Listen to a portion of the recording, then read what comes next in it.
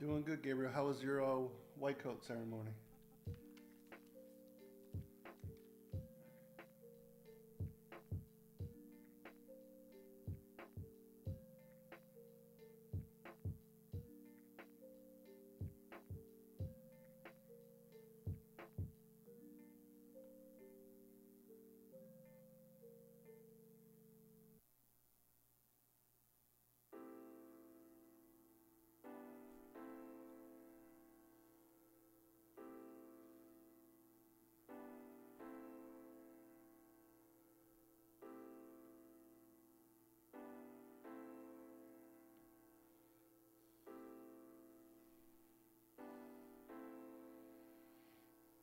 So cholesterol, nothing with the amines and peptides. It's just that whenever you're making the steroid hormones, I'll pull this up.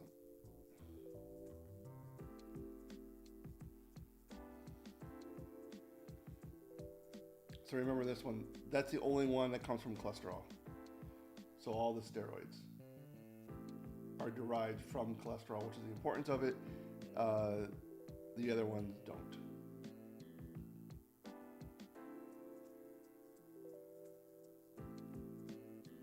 We could draw some of them out. Yeah, that's fine.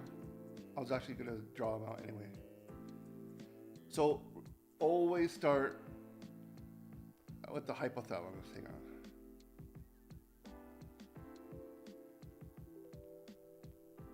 Hypothalamus. We want to know anterior pituitary. That's most of the targets.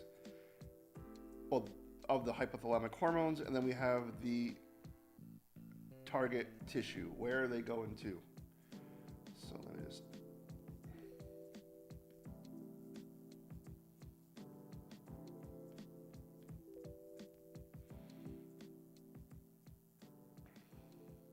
Oh, sorry.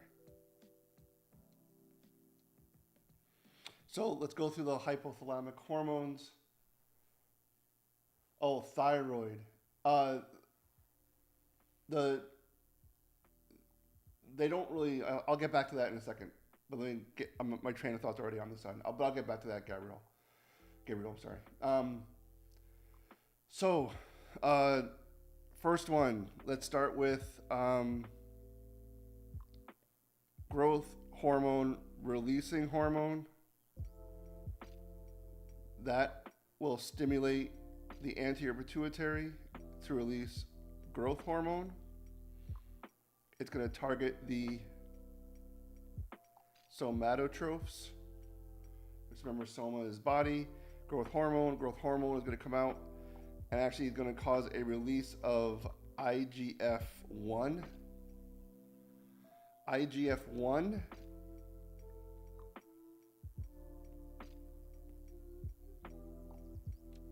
actually, I don't like this way I'm drawing this out. We're going to start over because I don't like this way, this table. Let's go over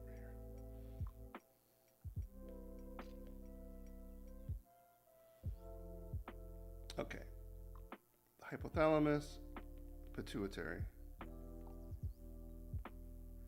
Hypothalamus will release growth hormone releasing hormone to affect the pituitary, which will release growth hormone, which is going to cause IGF-1 to come out.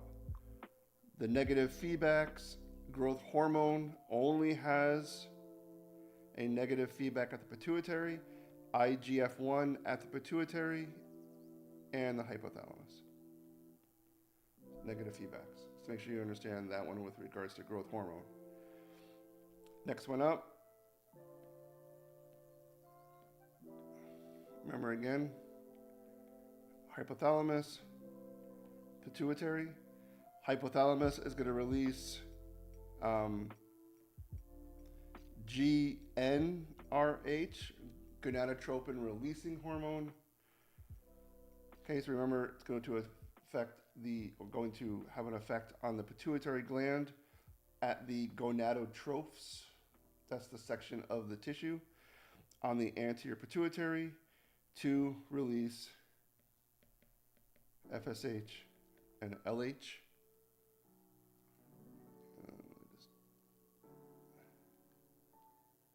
So make sure you also remember, I gotta pull it up.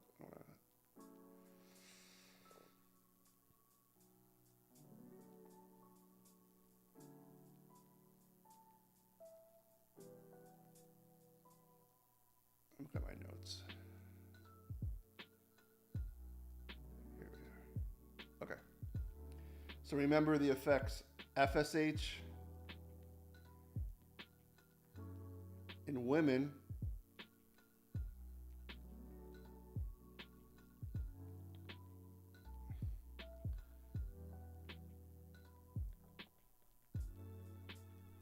causes the follicular phase.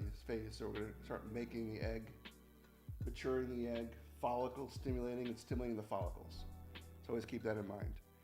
LH in women causes the luteal surge, luteal phase. Now the egg is ovulated. That causes the ovulation to occur. Remember the LH surge.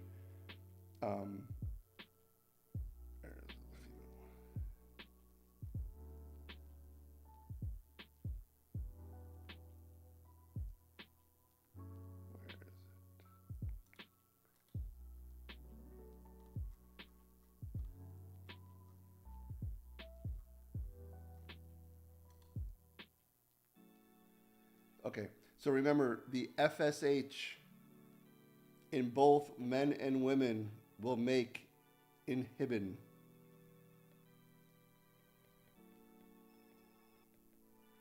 Which will only stop FSH.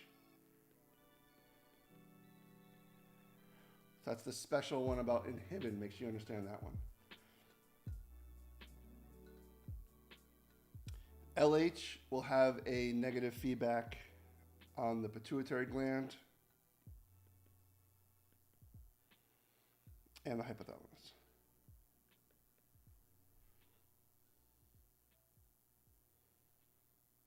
Okay. The main hormone we're looking at here for LH for this negative feedback, testosterone and estrogen. Depending on male or female, that's going to be the negative feedback, mainly for the GnRH, for that to shut all that off. Okay, let's go back to hypothalamus, pituitary. Now let's deal with thyroid. So the hypothalamus is going to release TRH. Remember, hypothalamus always has the releasing hormones. The pituitary gland will be affected by the thyrotrophs in the pituitary, the anterior pituitary. They're sensitive to TRH and they're going to release TSH, thyroid stimulating hormone, and the target here is our thyroid gland. Thyroid gland is going to release T4 and T3. And their negative feedbacks.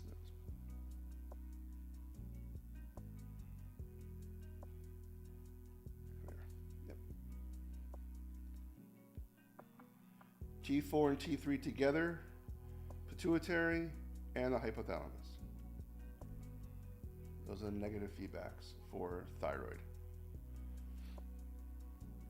Moving on, we'll do hypothalamus, pituitary, and our adrenals. CRH comes from the hypothalamus, corticotropin releasing hormone. It's going to affect the cells, target the cells, the corticotrophs in the anterior pituitary to release ACTH. ACTH is going to go to the adrenal gland. Remember, this goes back to the steroid synthesis. Remember the ACTH stimulates the conversion of the cholesterol to the pregnenolone. That's under the stimulation of ACTH. So ACTH comes out, starts that cascade to start making cortisol. Okay, cortisol by itself, negative feedback anterior pituitary, and a negative feedback at the hypothalamus to shut all that off. Remember also, with regards to ACTH production, the precursor to ACTH is POMC, pro-opiomelanocortin, which dissociates to make ACTH plus MSH, melanocyte stimulating hormone. So that's why people who have overproduction of ACTH, due to like Addison's disease, where they don't make any cortisol, their ACTH levels skyrocket because they're trying to get the adrenal cortex to do something. So they also get some hyperpigmentation due to all the extra MSH that's released. I'm gonna take a break from this to answer some more questions, Kaylee, so be patient. So steroids. So remember, steroids, when it comes to thyroid hormone, let me just go back to my notes. Okay. Thyroid is part of the amine group of hormones. Okay, dopamine, epinephrine, and your thyroid hormones.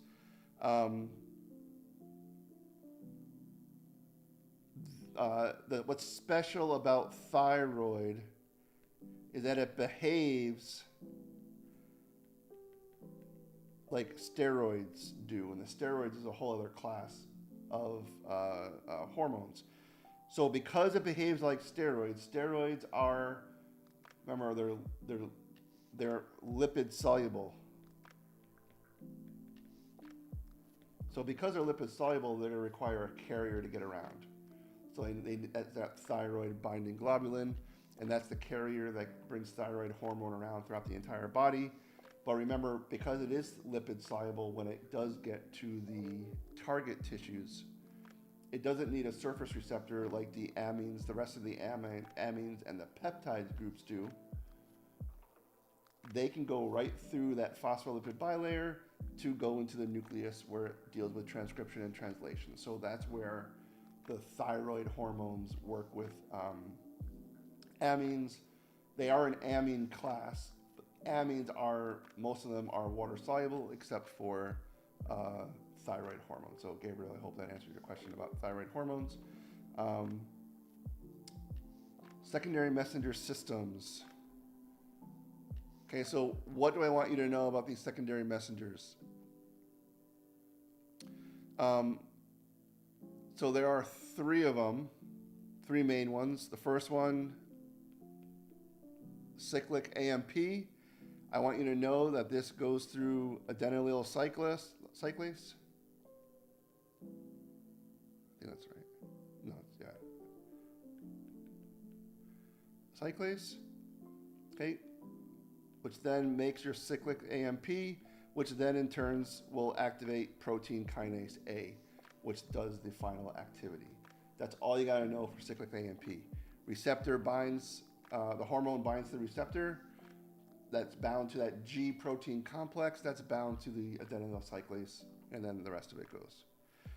The enzyme that breaks up cyclic AMP is your phosphodiesterase 3. And that is the enzyme that's going to break down cyclic AMP. So remember, the drugs that we give are to keep cyclic AMP present, so it has bigger of an effect. The next ones for secondary messengers, the diacylglycerol.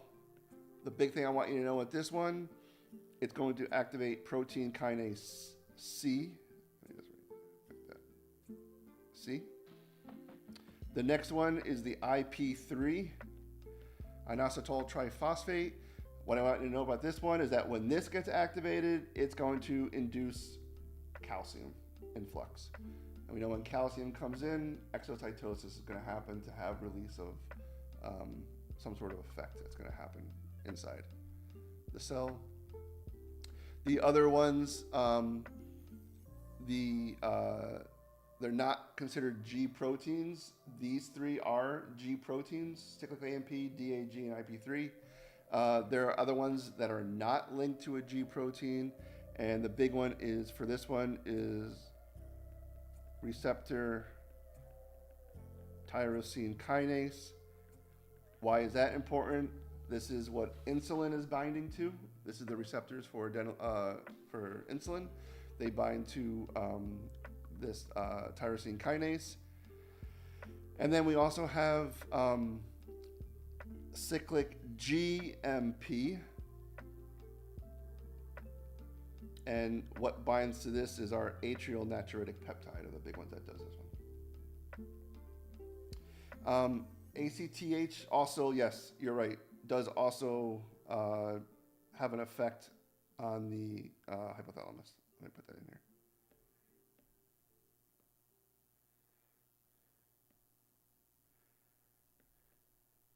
It does do that as well. Let me make sure it's thyroid too. Hang on.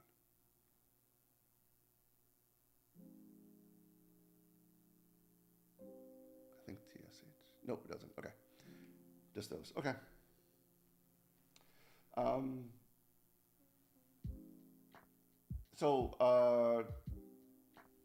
Next question that's up on the list. Okay, so Yetilex about protein stimulates both glucagon and insulin. So they do. However, remember one of the effects of insulin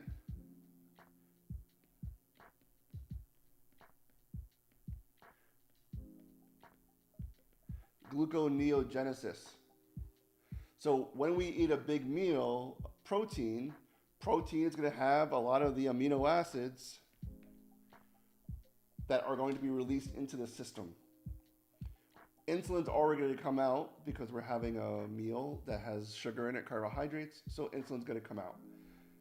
But we know insulin also causes gluconeogenesis, so if we have all this extra amino acids floating around, it's going to cause a double effect of your blood sugar, where you have not double, the double effect of the insulin is going to drive the sugar into the cell, but also going to create more sugars. I think I'm explaining this a little bit confusing. The glucagon comes out to kind of help delay because we know that there's a delay of blood sugar release when you have protein in the food as well. So when you have, let me pull this up. I don't want to talk here. Hang on.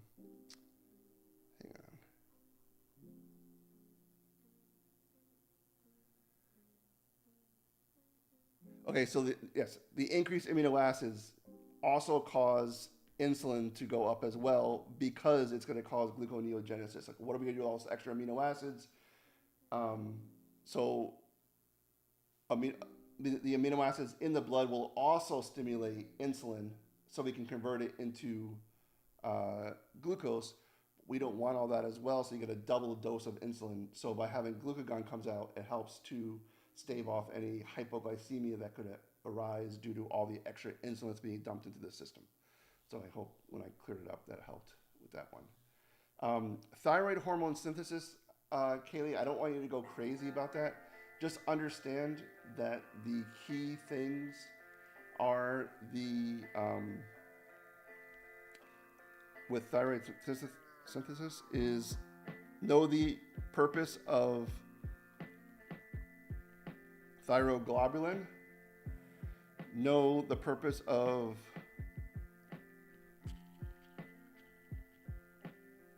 thyroid peroxidase, and know the importance of iodine. That's really it. Don't go crazy on going through all the different pathways. I'm not going to ask you what step 4 is on the pathway, but I may ask you what the importance of thyroid peroxidase is. What does it do? At what levels? There are a couple that it does. So you don't have to know the entire pathway in order. Understand the importance of these things in relation to thyroid synthesis.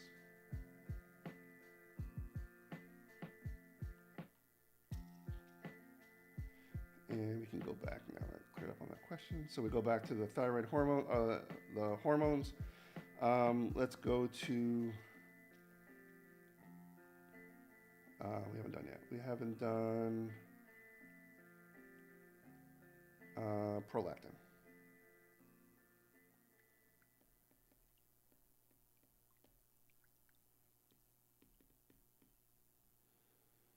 Okay, so remember the stimulus for prolactin release is more over neural type of thing. We just put PRH, prolactin releasing factor, hormone. Pituitary to release prolactin,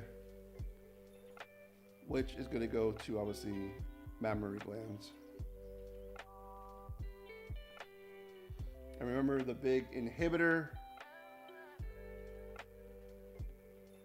that inhibits dopamine, prolactin release is dopamine. That's the major inhibitory for growth for dopamine. Remember also for growth hormone, well, you can really stop it here. Somatostatin will also stop growth hormone release. So growth hormone, GnRH, TRH, CRH.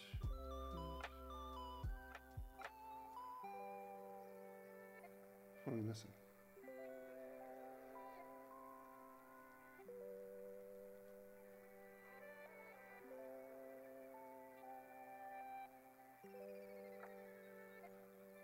We got them all. Yeah, because FSH and LH are together. Okay, we got them all. So when you get your, when the exam starts tomorrow morning, I recommend you to start, draw out your boxes, hypothalamus, and what that release is, and just kind of make a quick little guide on one side of your sheet. So any questions that pop up regarding those hormones, you can refer right to it. So just kind of memorize the pathways on your own, but then when the exam starts, write down all the pathways to start. There's half your questions tomorrow right there.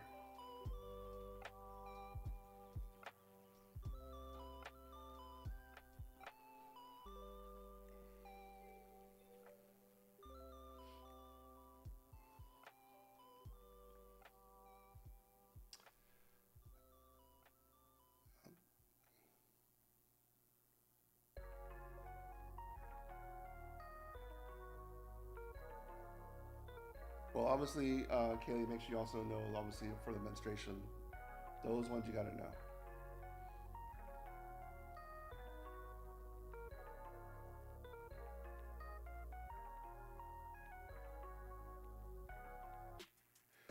I think that, Gabriel, they're both at the anterior pituitary, so it stops the release of those hormones, growth hormone and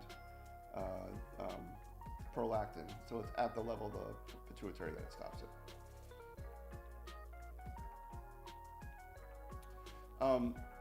Regarding the cortisol and aldosterone androgen pathways, let me pull that up. I don't want to.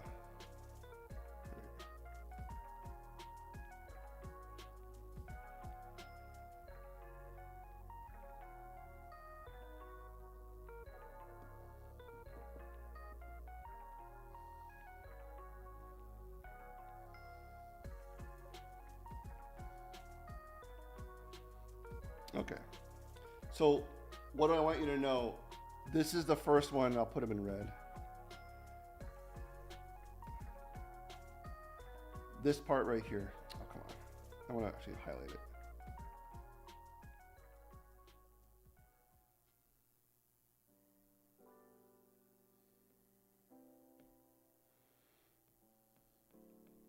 Okay, so this side chain cleavage enzyme is stimulated by ACTH, like I mentioned before. So when the need for cortisol arises, ACTH comes out, and it starts the conversion of cholesterol to pregnenolone. And pregnenolone is that key hormone steroid that I want you to know, pregnenolone. When you have the enzyme 21 alpha hydroxylase, all these ingredients up here, all of them, sorry, I keep moving around, all of them are going to go towards the conversion to cortisol, corticosteroid, and eventually aldosterone. So think of it, all these ingredients, as long as this enzyme is there, they're all going to go to this. And what I want you to know is 21 alpha hydroxylase is needed to get the ingredients down. And once you're there, you need 17 alpha hydroxylase. That one you have to know. That gets you to get to cortisol made. The other thing that's important is this aldosterone synthase, but that's very easy because there's only one thing it's going to do is make aldosterone. So any question to talk about aldosterone, what enzymes involved, it's going to have to be aldosterone synthase. Now, if I said, if you got labs drawn and you measured cortisol, aldosterone, and they were both 0, if they're both 0, what enzyme are you deficient in? And the answer has to be this 21 alpha hydroxylase because you don't have anything at the bottom. This 17 hydroxylase will get you to go back and forth between cortisol and corticosterone. But the key thing is, if you don't have aldosterone and you don't have cortisol, you can't have that enzyme. And that's the key thing with like Addison's disease. When they don't have any cortisol or aldosterone, this is the problem, is they're deficient in this enzyme. So that's the big thing. You don't have to know all the different steps involved. Understand the key things. You need 21 alpha hydroxylase to make cortisol and aldosterone. Aldosterone synthase makes aldosterone, and the 17 also is going to help you make cortisol.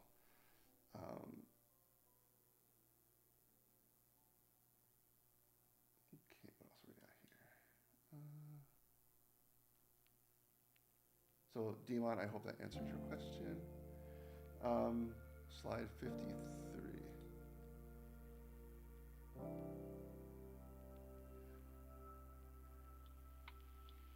Gabby, is that the one we're on right now, or is it from? Because this is 53. We just went to this.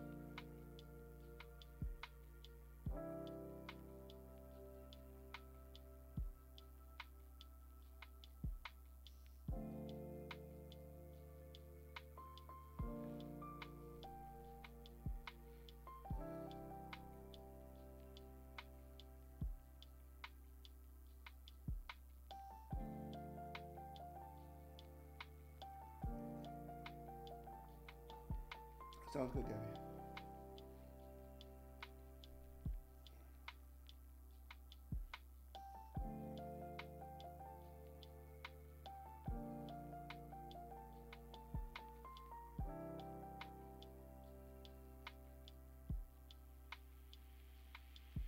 Okay, glucose. That one.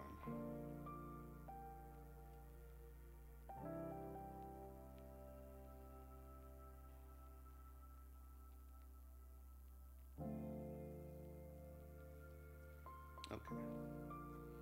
So here's the carrier. And it just provides passive transport. Once glucose binds to it, it just goes right through. And that same glucose now will go to the mitochondria, undergo glycolysis, which generates the ATP. This ATP provides inhibition to this ATP-sensitive potassium channel, and that causes the depolarization of the cell. So remember, this is the special one, and the other one is the ears.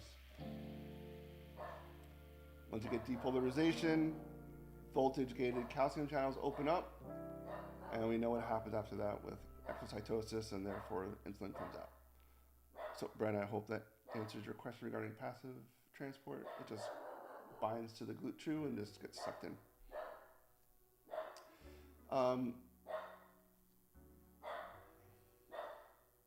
Well, so the question would say, which of the following hormones would provide negative feedback to only the anterior pituitary? You guys hear my dog? I don't know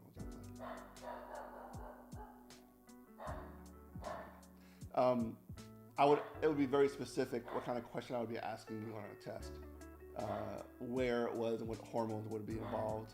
I wouldn't. The bigger ones is like inhibin is a big one. It only does one thing. It doesn't inhibit both. because it only inhibits FSH. So it only negatively feedbacks at the anterior pituitary. But if I said LH and FSH, which one has a negative feedback on the hypothalamus? The answer is LH, through the effect of estrogen. So estrogen has that negative feedback. But again, it comes out due to luteinizing hormone. That's a kind of a bad example of that question, but hopefully you understand.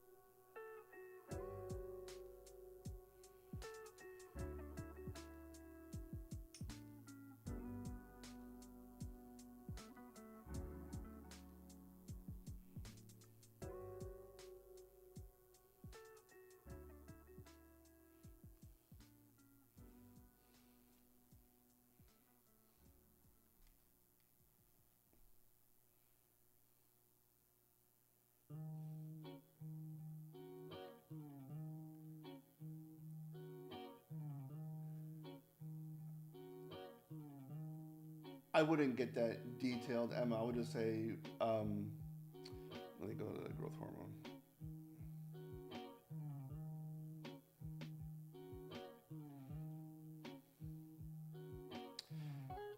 I would say, like, which of the following would somatostatin stops which hormone?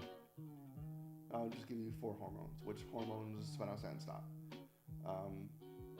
The effects of growth hormone are amplified via what? It's IGF-1. Stuff like that.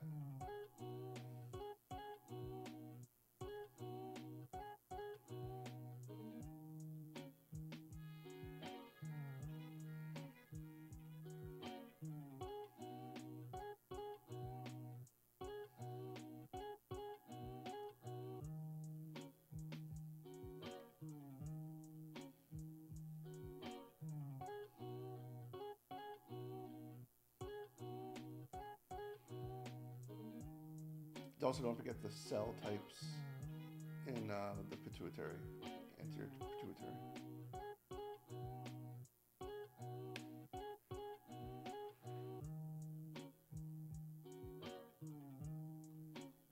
Sure. So when you're thinking about the synthesis of catecholamines, so remember, the reason of catecholamines coming out. What's the reason they're coming out? Fight or flight response. That's the key thing. So remember, we want an immediate release. We don't want these things to have to be made. We want them to already be made. So they're part of the amine group. Oh, sorry.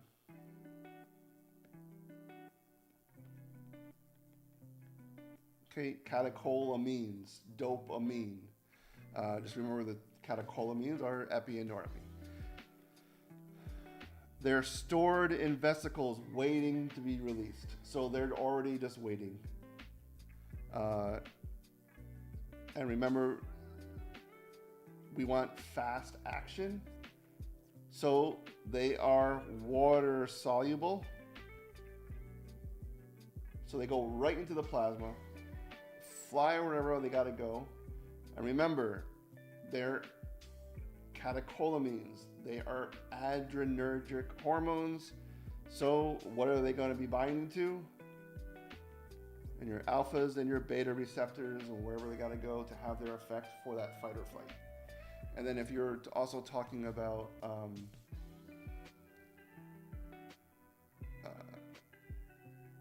and also remember that these are stored in the adrenal medulla.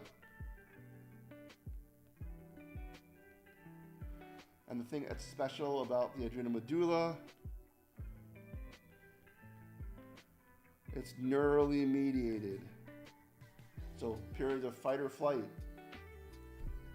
Okay, the sympathetic nerve will stimulate the adrenal medulla to release the catecholamines to have their effect on the body. Fast effect, but they get taken away very fast. And the only things I want you to know about how they are taken away, so let's talk about our metabolization of them.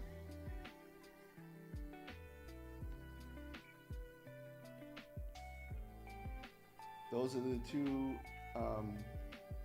enzymes responsible for breaking down your catecholamines, so they also help with the response to all that.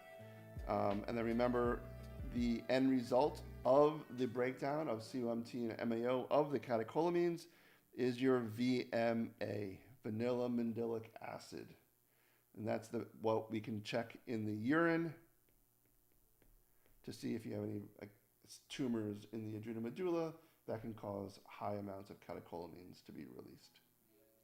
So Emma, what I meant by cell types is know that your lactotrophs make prolactin.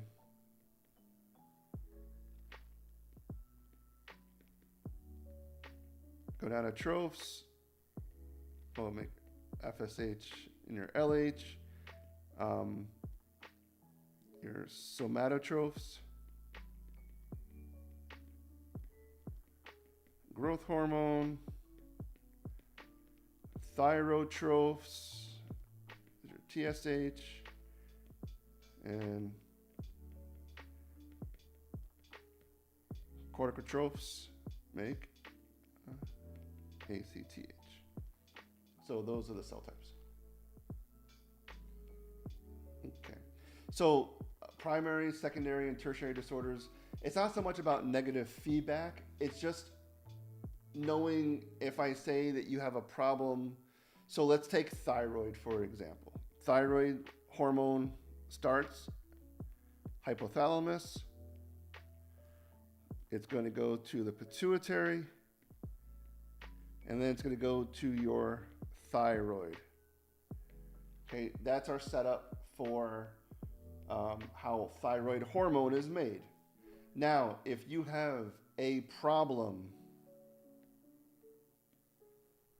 with the thyroid gland itself, the thyroid gland has an issue, it can't make any thyroid hormone, maybe you're deficient in thyroid peroxidase or thyroglobulin, you can't make thyroid hormone, that is considered a primary problem.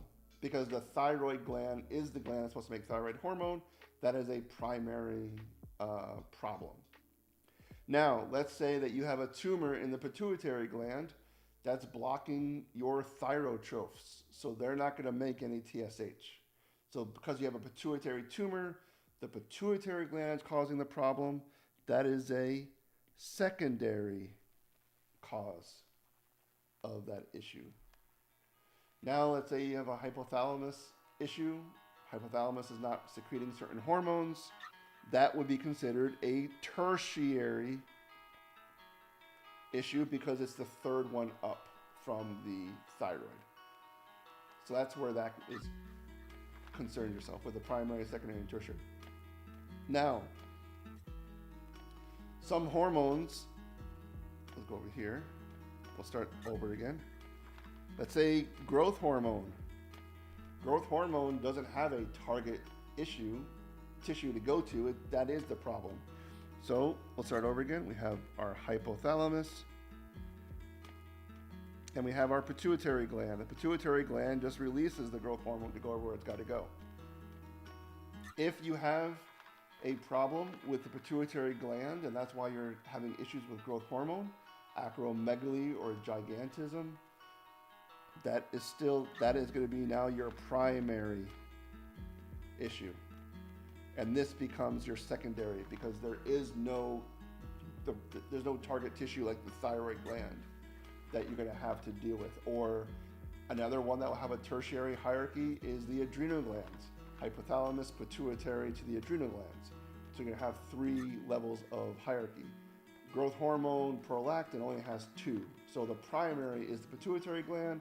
One above that will be your hypothalamus. So Caitlin, I hope that answered your question.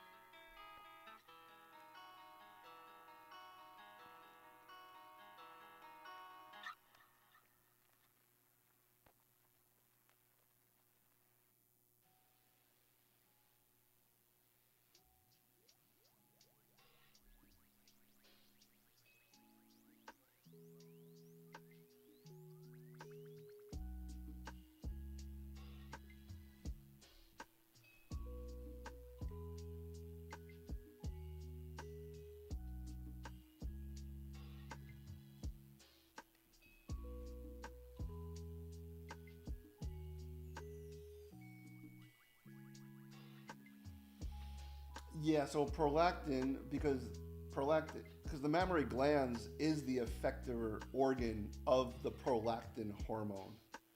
So, and prolactin only comes from the anterior pituitary. So if you have a prolactin issue, the primary disorder of hyperprolactinemia or hypoprolactinemia, for example, the primary cause is the pituitary gland. The secondary one would be the hypothalamus is not producing any of that prolactin releasing hormone or whatever is going on. There's an issue there. So it's only 2 levels for that one.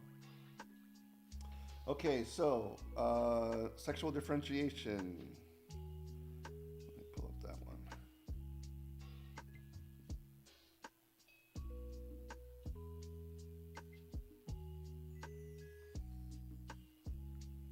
This is the main one that says it all, what you have to know as far as differentiation. Remember, default is always going to be female. If TDF is present, then we will start creating testes. And the testes in the developing fetus will start producing testosterone and your Müllerian inhibition factor. So know already that in developing males, testosterone, TDF, testes determining factor, testosterone, MIF, Müllerian inhibition factor.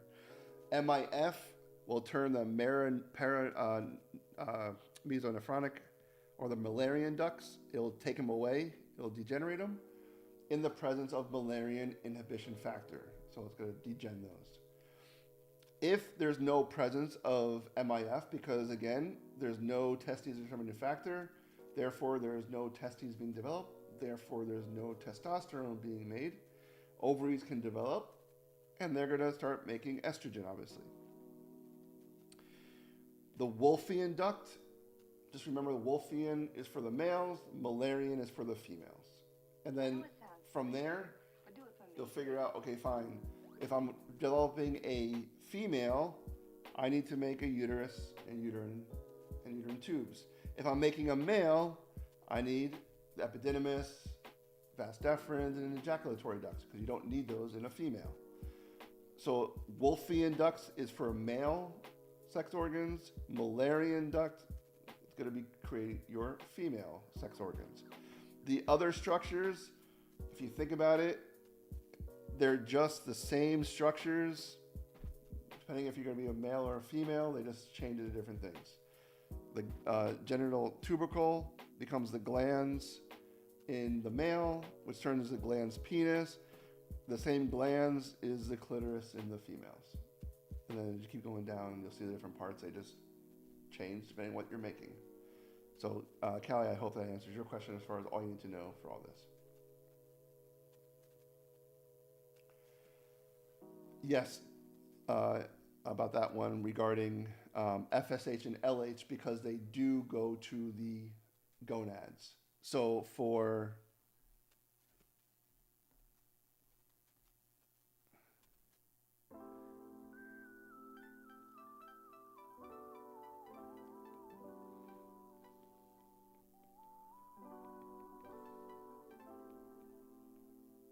because in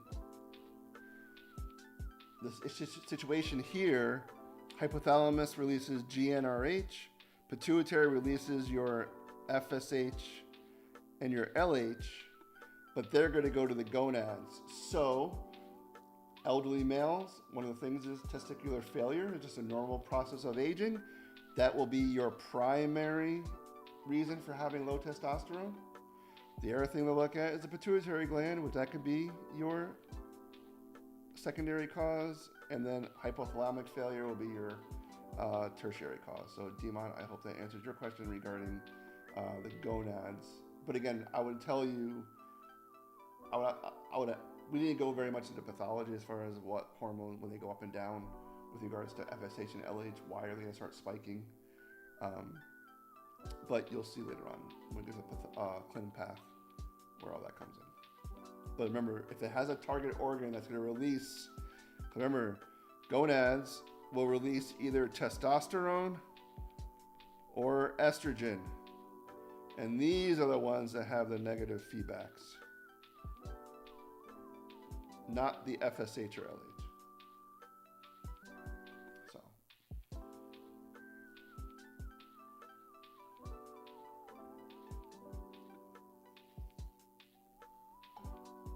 Tonight I had water. Last night at Waco, I didn't have any water, and my voice was cracking like every 5 words. It was horrible.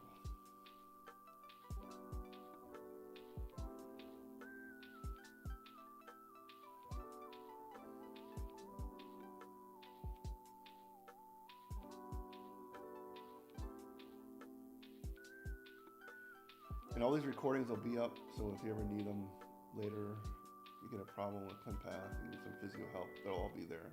It's saved, you can go look.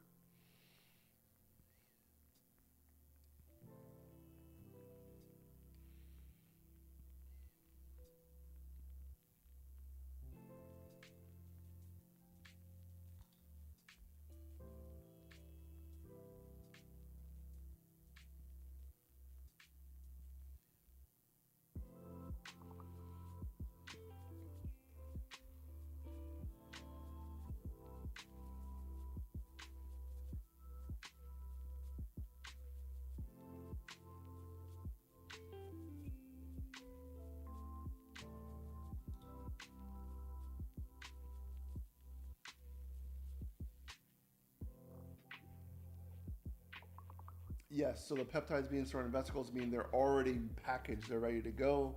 As soon as a stimulus comes in, release, they just release and they go.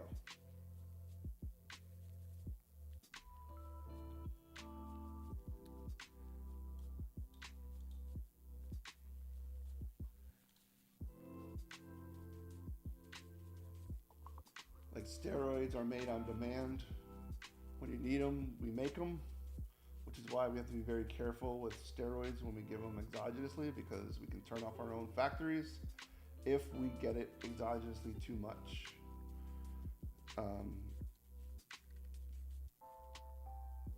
Peptides are also stored as active hormones, just ready to go whenever the stimulus arrives. Remember also the way that they are released, circadian rhythms, and those pulsatile generators, because you don't want constant bombardment of these hormones all the time, because it messes up your negative feedback and it will cause down regulation of receptors when you overstimulate with hormones. So by having a circadian rhythm, they're released when we need them. They get bound to proteins, and that kind of delays the release of them as well.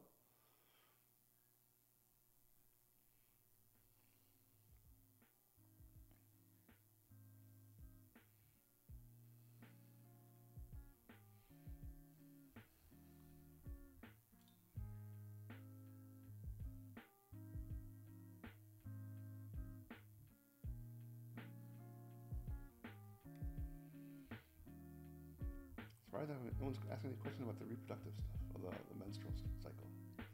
It's a lot of hormones in that one.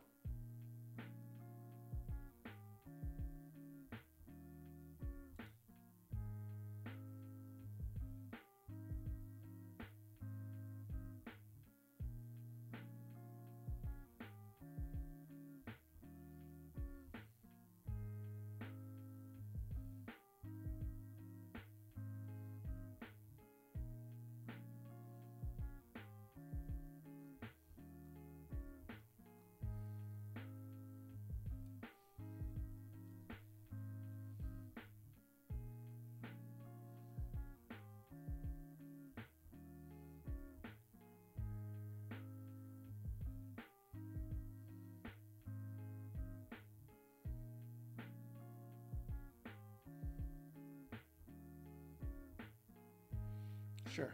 Got it.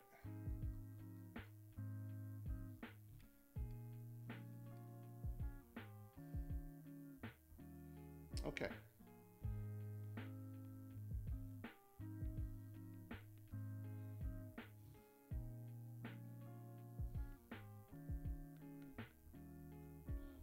Okay. So, hypothalamus is going to release GnRH. GnRH will go to the anterior pituitary to release your FSH and your LH. Now, in the testes, they go to different areas.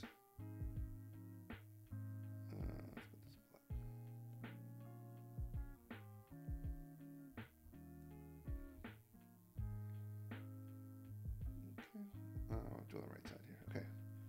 In the testes, FSH is going to go to the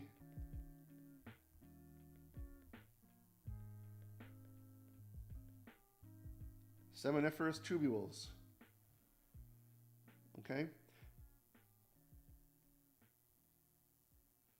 And then we also have our LH is going to go to the Leydig cells. Now, Leydig cells, they're going to produce testosterone.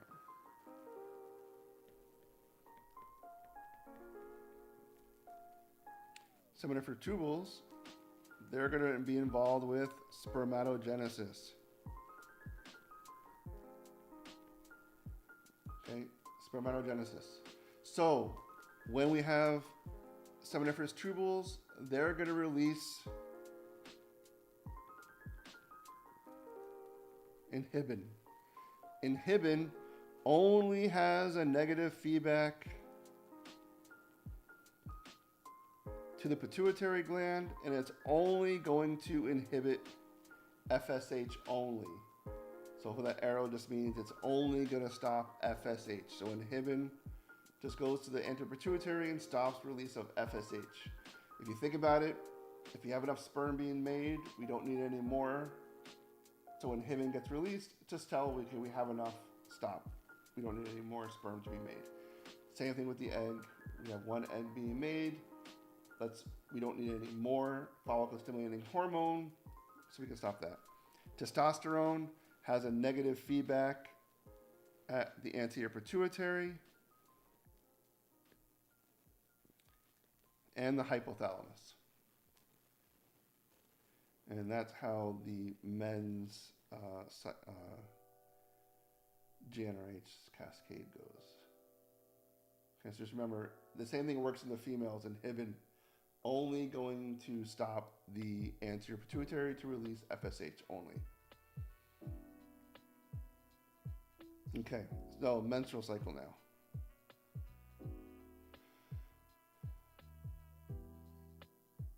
So remember, when we're doing this, we have different things going on at the same time. We have the level of the pituitary, ovary, and uterine cycle.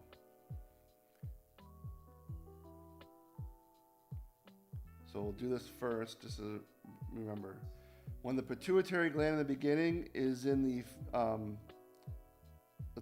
follicular phase of the ovary, we'll put it that way. The main hormone at this point is FSH in the first part. Follicle stimulating hormone, it's going to affect the follicular phase of the ovaries. While the ovaries are in the follicular phase, due to all the estrogens that are being developed, the uterus is in the proliferative phase. It's going to start growing the uterine lining. More vascular, more lining, make it more fluffier, awaiting the egg. We'll go through this more in detail, but again, just setting the stage. While in the middle, we have ovulation. Normally, on average, day 14, but don't hold everyone to that, depends.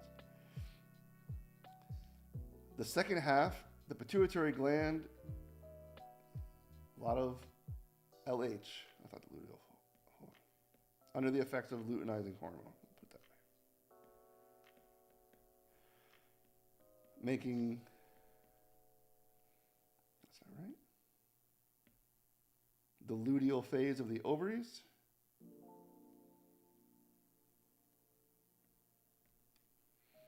And while that's going on, the uterus becomes the secretory phase. Now, let's break it out. Ovaries. Under the influence of FSH,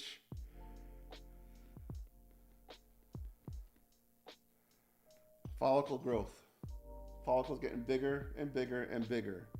As this follicle gets bigger,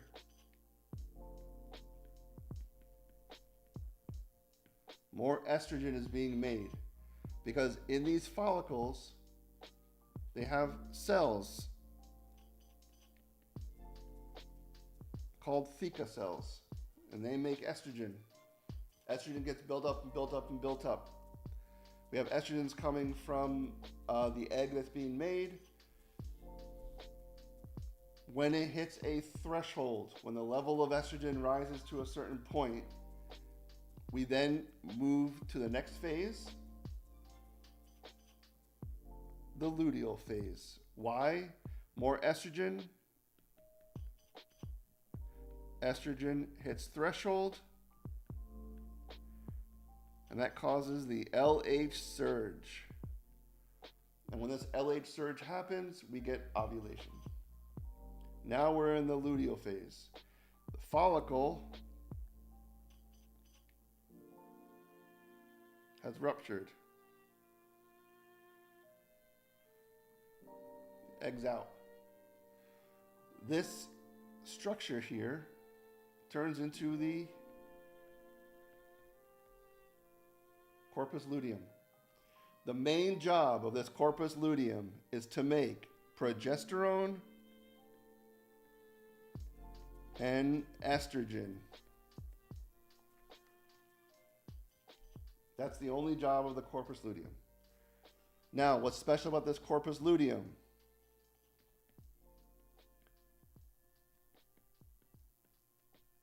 Needs HCG to survive. If it doesn't have HCG, which comes from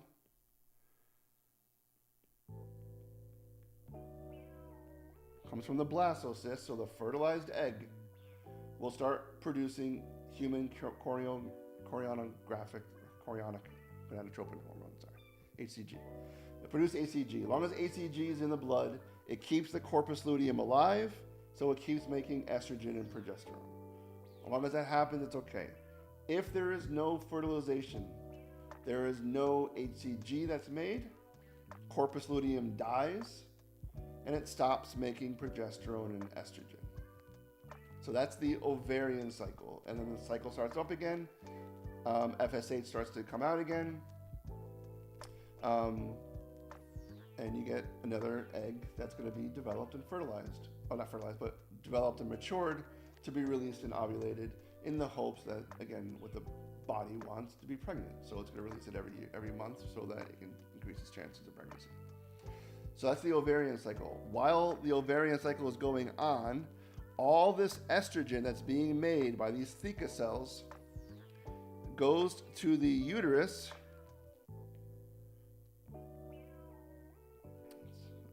Pause on me for a second here.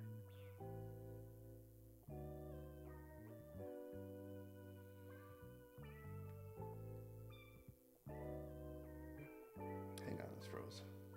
But anyway, while all this estrogen is going on, all that estrogen is going to the uterine lining, and the proliferative phase starts building up the lining, increasing vascularity to the endometrium, also starts making progesterone receptors at this point.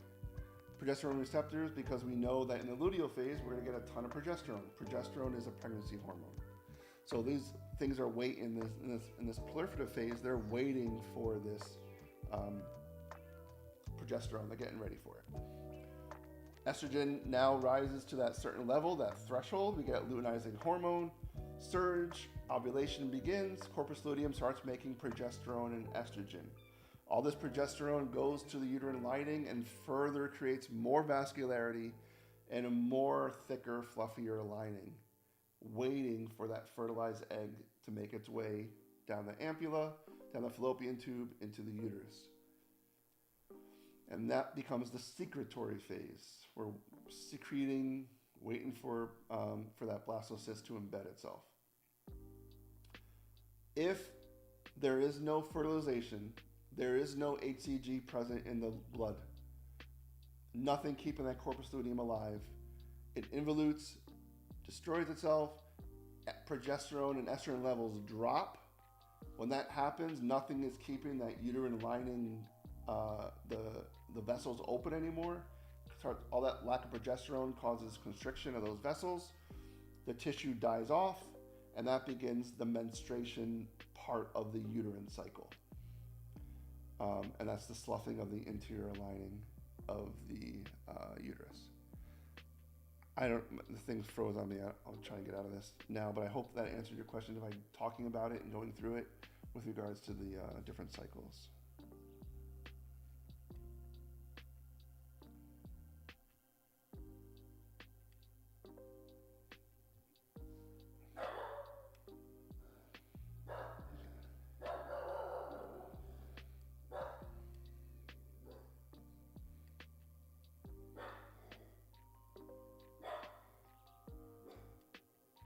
Okay. I'll bring this up again too.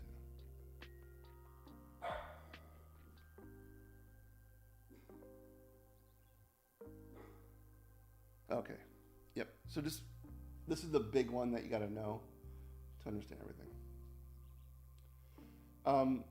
The estrogen in the proliferative phase is coming from the developing follicle. So as we can see here, this follicle is getting, this is over time, these follicles are getting bigger and bigger, and they just keep making more and more estrogen. You can see here's a mature Graafian follicle. All these cells all the way around this thing, those theca cells, are always making estrogen and estrogen. So estrogen is being made in both phases. The estrogen effect in the follicular phase causes the luteinizing hormone, the LH surge, which causes the ovulation and then puts us into the luteal phase. So, Gabby, we consider the first day of every menstrual cycle to be the first day of menses. That's how we time it, just to be, so everyone understands the first day of visible bleeding. It's considered the first day of your menstrual cycle. It's just a way we can clinically start it. But the end of the sticatory phase, it stops. The sticatory phase stops because there's no more progesterone anymore or estrogen. Those levels drop.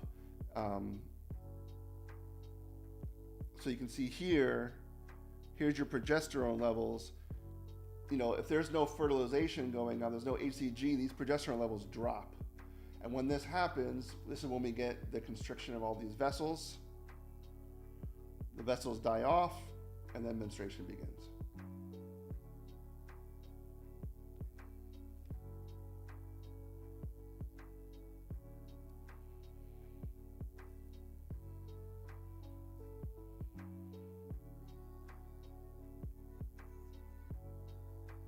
And remember, progesterone has a negative feedback on FSH and LH.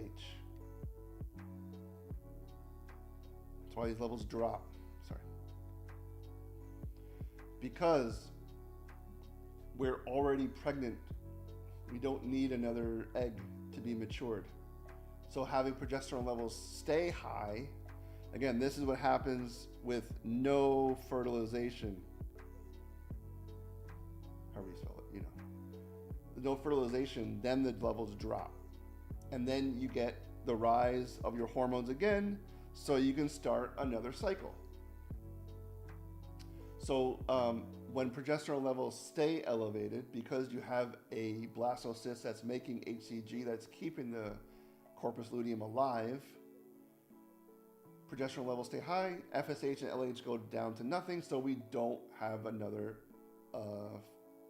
ovulation. We don't need another cycle. We don't need to mature another egg. We're pregnant. We're good to go. The other important thing is this picture right here makes you understand the crossover when the placenta takes over the making of progesterone and estrogen. So this graph is very important as well. So during the first trimester, okay, HCG is very, very high, but because it's being made by the blastocyst that's in the placenta in the uterus. In this first trimester, that placenta is still being made. It's not fully formed yet, so HCG levels have to be high to maintain the corpus luteum in the ovary. Remember, the corpus luteum is still going to make your progesterone and estrogen during that first trimester. Then, as the second trimester begins, the placenta starts to take over the production of progesterone and estrogen. And this is the crossover point we're talking about. You have to make sure that when that corpus luteum finally gives up, because HCG levels start to drop later in pregnancy, when that happens, corpus luteum is going to die. We know that. We have to make sure that the placenta has matured enough to make all the progesterone and estrogen that you need. If that doesn't happen correctly, levels drop too fast, you get progesterone levels drop. Remember, when progesterone levels drop, all those vessels that are feeding that fluffy endometrial layer constrict. So you get an abortion, essentially a miscarriage, if the crossover doesn't occur. That's why I always tell people wait until after that first 3 months before you tell people, because this area right here is very, very vulnerable for this crossover to occur. And then eventually the placenta takes over everything, and then you have a full healthy pregnancy and development of your baby. So that's where the importance comes in with regards to when the corpus luteum starts to die off. You need that placenta to be mature enough to handle the progesterone and the estrogen.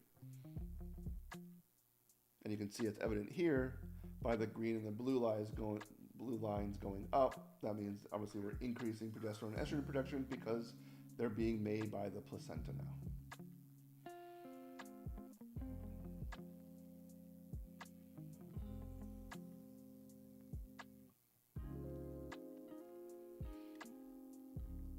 Let's see if there's anything.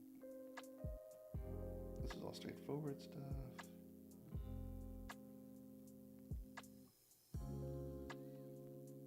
Make sure you know the different phases. Uterine contraction.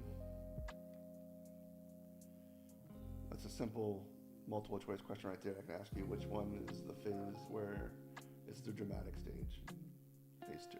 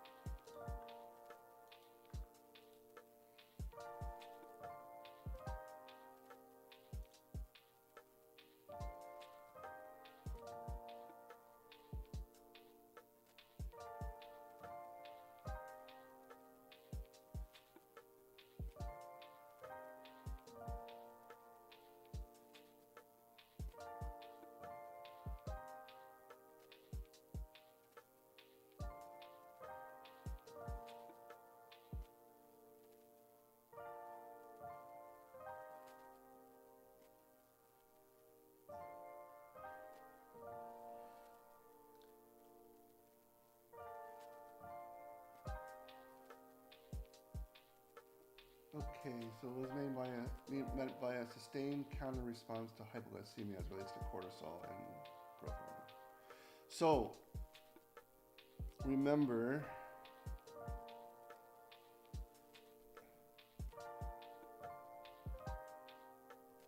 in a short term, okay, let's say whatever for some reason you had a hypoglycemic event in a short-term environment, you ate too much sugar at once and you crashed afterwards or something, and you had a short-term drop in your sugar.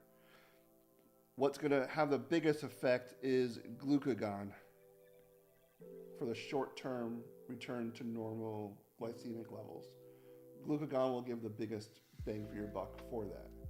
However, during long-term starvation,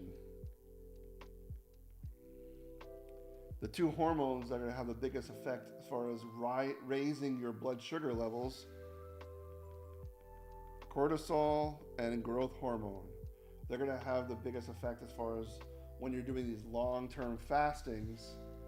They're the ones that are going to come out to help raise your sugar back up since you're not eating. So in a long-term starvation response, cortisol and growth hormone have the biggest bang for your buck for those long-term responses. Short-term, hypo event, glucagon, and actually that's what a medicine that we give to diabetic patients. We train them that if they have a severe hypo event, they give an injection of glucagon, which helps raise their sugar up real fast.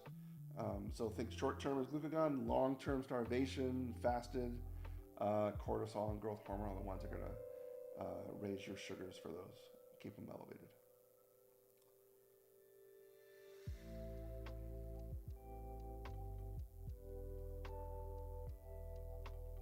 And again, if you think about from like a fight or flight response, when stress levels are high, cortisol also comes out during stress levels to keep your blood sugar elevated during periods of stress, because we know that stress is going to increase metabolic demand. We're going to need more glucose around for glycolysis to give us ATP for those events. So cortisol, obviously, that's why that comes out.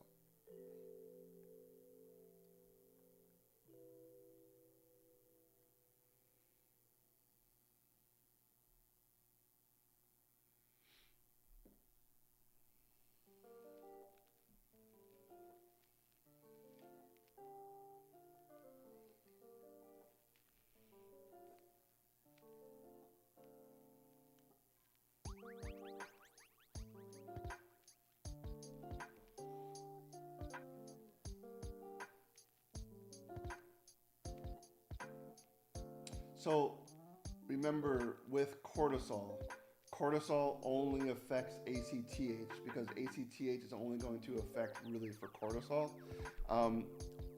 What are the other, so remember, let's go over the adrenal hormones. So adrenal cortex,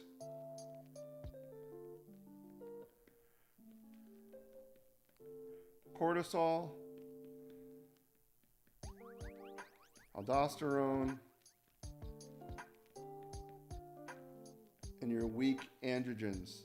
The medulla, that has your catecholamines.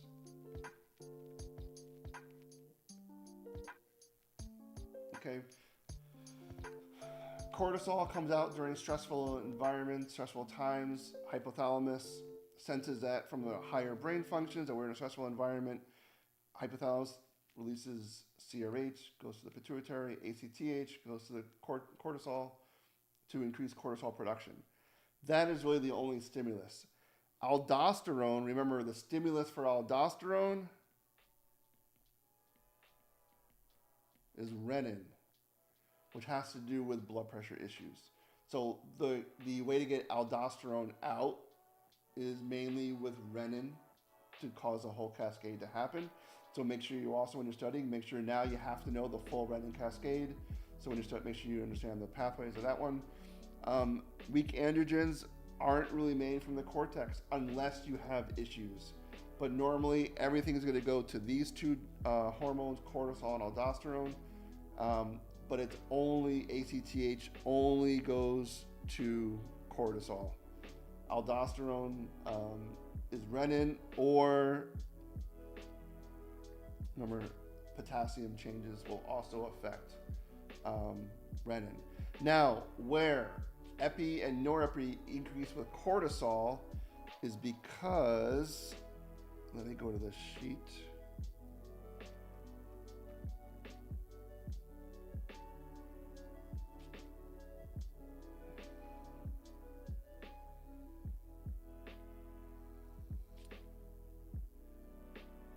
So in cortisol, remember, cortisol comes out during periods of stress, during periods of fight or flight.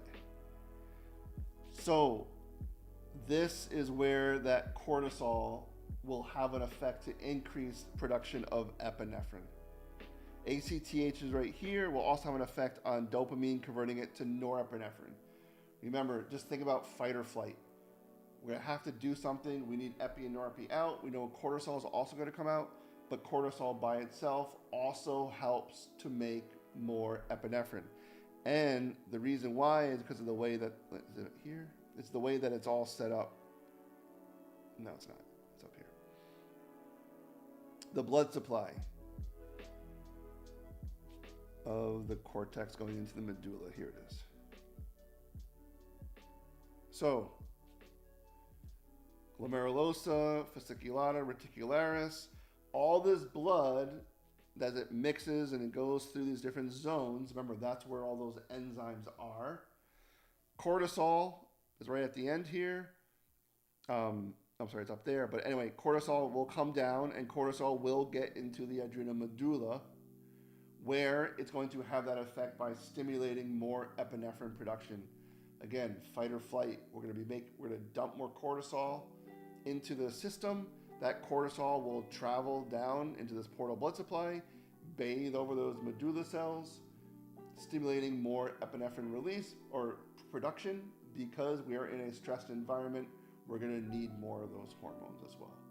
So that's where cortisol has a side effect, not a side effect, but another effect with production of your catecholamines, because we're going to need them. If cortisol is going up, those should go up as well, because we're in a fight or flight stress environment. We need them high. So I hope that answered your question, Luke.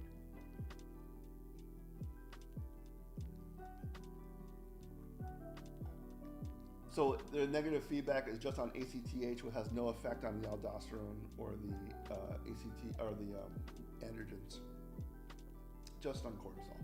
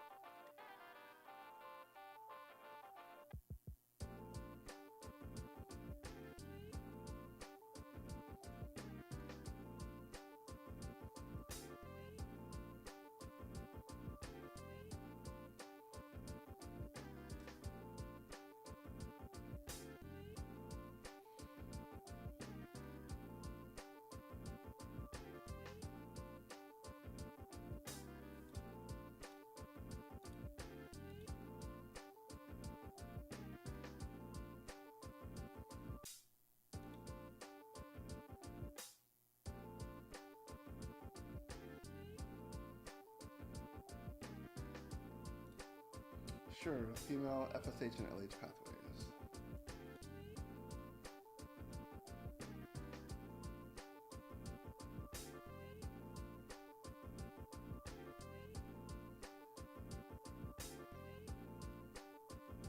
Yeah, I did the males part. Okay.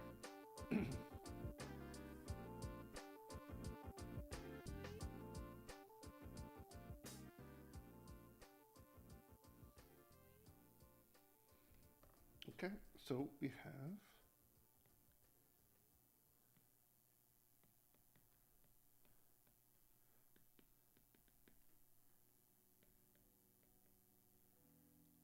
we have our hypothalamus, pituitary, ovary. Hypothalamus is going to secrete GnRH. Pituitary will release your FSH and your LH. Okay.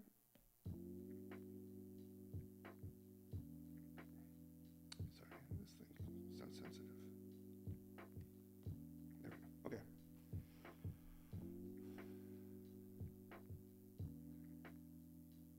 Just looking for the right slide here.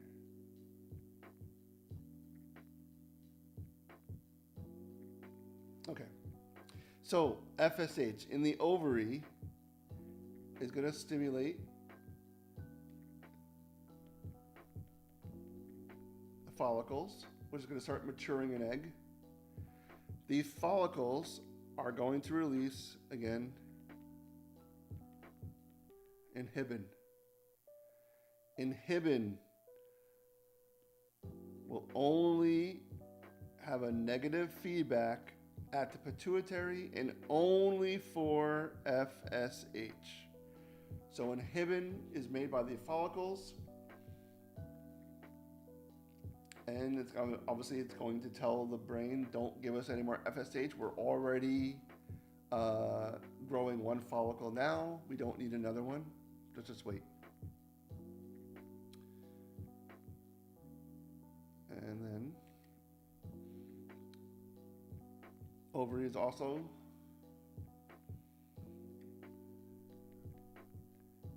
estrogen. Estrogen does have the negative feedback pituitary and the hypothalamus. So those are the two things that are made essentially from the estrogen is the negative feedback. Again, on LH, however, in the menstrual cycle, estrogen is under the level of threshold. As long as estrogen is under threshold, it will always inhibit luteinizing hormone. Only when it gets above threshold, because the follicle has matured enough, produces enough estrogen as well as inhibin, but enough estrogen that it gets above threshold, then it starts a positive feedback onto luteinizing hormone to cause that LH surge. So when estrogen is under threshold, it will exert a negative feedback. When it hits threshold and goes above it, then it's a positive feedback, and the purpose is the LH surge, which causes ovulation.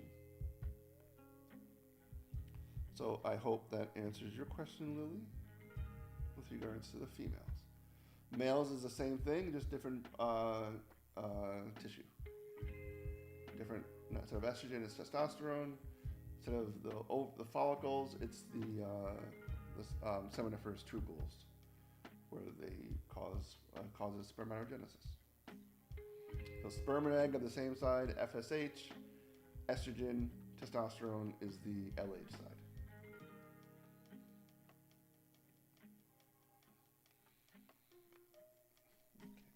Okay. Any last minute questions before we're done? Okay, everyone, good luck tomorrow. I'll see you in the morning. I'm sure you all will do well. Good night, everyone.